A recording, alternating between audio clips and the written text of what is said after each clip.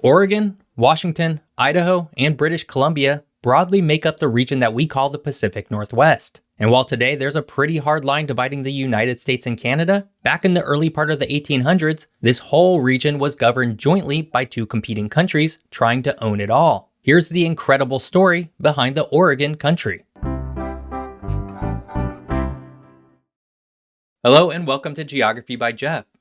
Today we're heading back to the Pacific Northwest to figure out how the region came to be the way it is today. About 200 years ago, the entire region was kind of up in the air over whether the United States or Britain would end up owning the entire thing. Obviously, it basically got split in half, but both countries claimed pretty extreme ends, and we're going to explore what that might have looked like in today's video. But before we get to the episode, as usual, be sure to check out my podcast, Geography is Everything. Each week, we explore new topics and look at them through the lens of geography. New episodes premiere every Wednesday, and you can listen right here on YouTube, Substack, or whatever app you use to listen to podcasts. Shortly after the United States won its war for independence, it quickly ran into issues with its former owner, Great Britain. As both countries pushed to claim more lands in the western half of North America, they would butt heads time and time again. The first big conflict between the two would come shortly after the United States purchased the Louisiana Territory from France in 1803. While this would at first appear to be a pretty clear-cut purchase of land from one country to the other, it really wasn't all that clear whether France had the right to sell it in the first place. Aside from the obvious issue of the land belonging to various indigenous tribes well before European colonizers arrived, the entire region of the Louisiana Purchase, and the Mississippi River specifically, was heavily used by British traders. As the US tried to assert its dominance over the newly acquired region, it converted an old Spanish fort near St. Louis into a military fortress. This would lead to a fairly dramatic increase in tensions between the two countries. British traders, after all, were not accustomed to paying taxes on goods shipped through American waters. This conflict would eventually erupt into all-out war when, in 1812, the United States would declare war on the British due to its territorial disputes in what was then called the Northwest Territory. This war would end 2.5 years later, but without any real changes to territorial control. The Northwest Territory would remain with the United States, and the British-Canadian territory of Upper Canada would remain with Britain. The British also weren't able to realize their ambitions to annex and take over the Louisiana territories from the United States, something it had long desired to do. As the two countries pushed further and further west in search of more land, they quickly ran into an interesting problem. Neither had any way to enforce who truly owned what. In 1818, at the Anglo-American Convention, the two countries agreed to formally end their respective territorial claims in the northern part of the Louisiana territories by extending a border at the 49th parallel to the base of the Rocky Mountains. While neither country wanted to give up territory, creating a border at the 49th parallel allowed for easier surveying of land and thus better control of what was happening on that land. This same convention would also establish rules for the Far West Territory, then known as Oregon Country in the United States, and the Columbia District in British Canada. With the Pacific Northwest being so far away from the eastern population centers, they opted to allow for the entire region to be jointly owned and controlled by both countries, a system that would not end up working out very well for anyone. Oregon Country today is now the Pacific Northwest of the United States and Canada, and it has a clear dividing line separating the two countries. But while it seems very natural and obvious as to where the border is today, at one point it really wasn't all that clear who would end up owning what. But before we get into how the Pacific Northwest was divided, if you're enjoying this video, hit that subscribe button. More fun geography videos are just a single click away.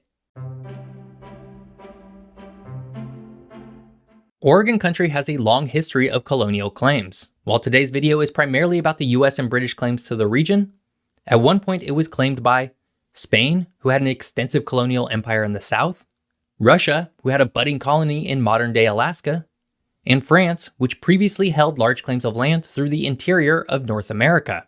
All three European colonial powers had claims that predate where the fight would ultimately end up, between the United States and Great Britain. But no claimant would ever solidify their claims because of just how remote this region was from basically everything.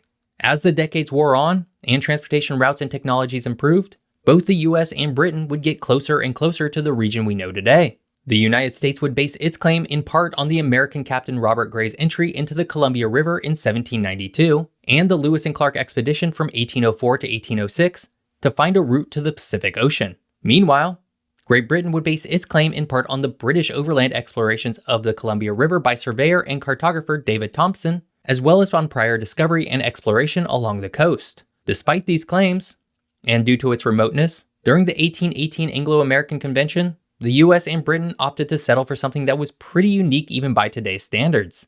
Both countries would jointly own and manage the region. This would mean that traders operating in Oregon Country would technically be subjected to two sets of laws, some of which would conflict with each other. This would set the stage for many smaller conflicts throughout the region. In the 1820s, the Hudson Bay Company was charged with enforcing British laws in the region from its headquarters and burgeoning population center at Fort Vancouver, which was situated along the Columbia River in modern-day Washington state. Meanwhile, American business tycoon John Jacob Astor, fresh off having his first foray into the region at the mouth of the Columbia River go bust, would continue to push into Oregon Country from the Rocky Mountains with his American fur trading company. It's at this point in the history of the region that it really starts to feel like the entire area was destined to become part of British Canada. The United States' early efforts to establish settlements were not nearly as successful, but as more and more Americans began learning about the region, interest in settling the lands and converting the indigenous tribes to Christianity picked up steam. In 1834, an American settlement in the Willamette Valley, the current home of Portland, Oregon, started to become a destination. Sensing a shift in the winds, both countries realized that the only way to solidify their respective claims was to get settlers into the region, not businesses. As such, both countries mounted competing efforts to drive people to move there. In 1841, the British sent the Sinclair expedition with more than 100 settlers through the Rocky Mountains to settle the area around Fort Vancouver. Meanwhile, the US sent American John Gant and between 700 and 1,000 settlers along the Oregon Trail to settle the area just south of the Columbia River. It was this movement that decisively tipped the balance in favor of the US and would set the stage for a renewed fight for sole control of the territory.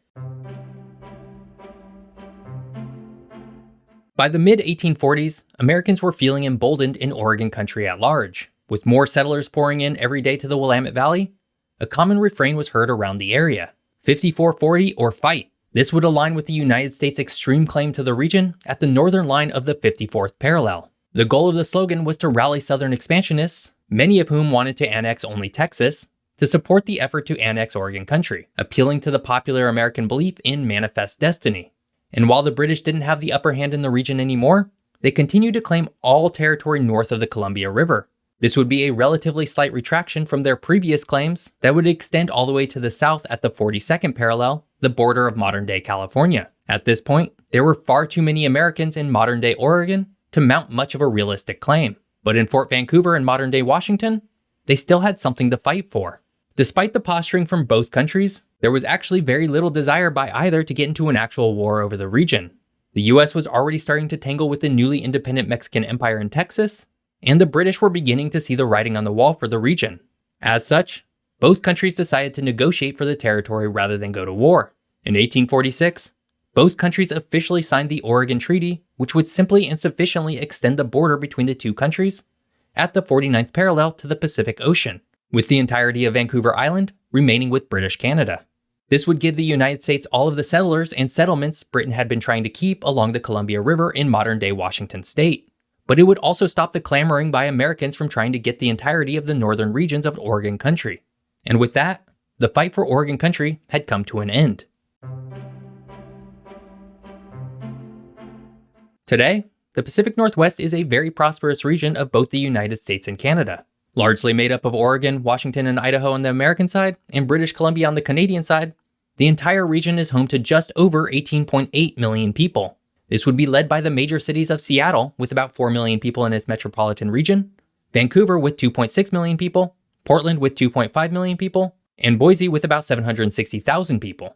And while the region is officially part of two completely separate and independent countries in the United States and Canada, they do share a combined regional identity called Cascadia.